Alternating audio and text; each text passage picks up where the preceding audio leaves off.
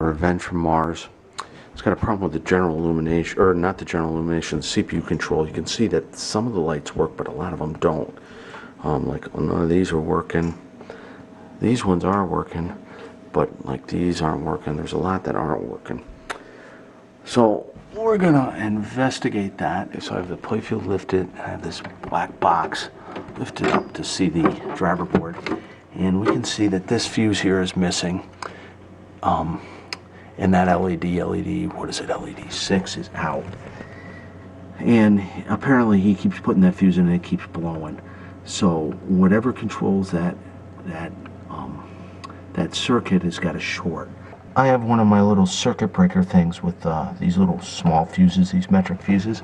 I'm going to try putting that in there, and we're going to see if the fuse blows, which I think it does. Yeah, look, you can hear it. Oh my God, you could hear it. So there's a direct short in that line, and it blew my little circuit breaker fuse right away. So I've got my digital multimeter set to the diode function, and what I'm going to do is I'm going to test these diodes up here. Black lead to the band. Over here, look, we get 0.4, 0.4, 0.4, all looks good. 0.4, go up here, 0.4. Oh, look at that. There we go. Dead short on the meter. So I have the driver board out, and I removed the two suspect diodes, just one lead of them, so I can retest.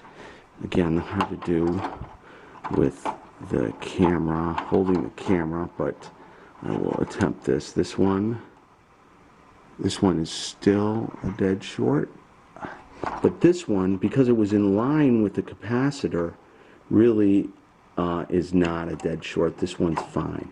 So it's just the one. See now this one. See now when I got it out of line with the capacitor, I am getting 0.4 on my meter. Look at that. So this one's okay.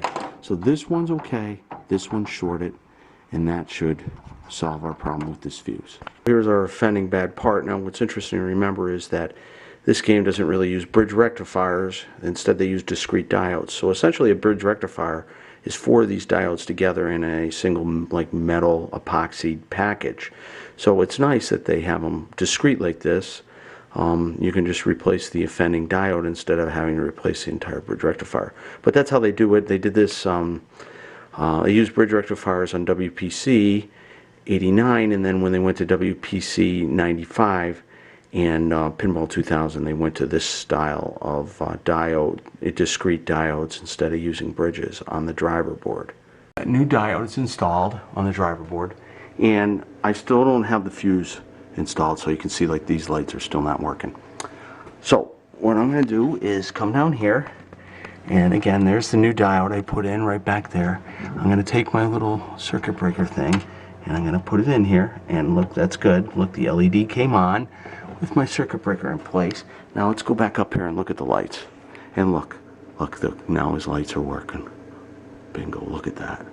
So that was it. It was a shorted diode, and now all his playfield lights are working. Let's try a game.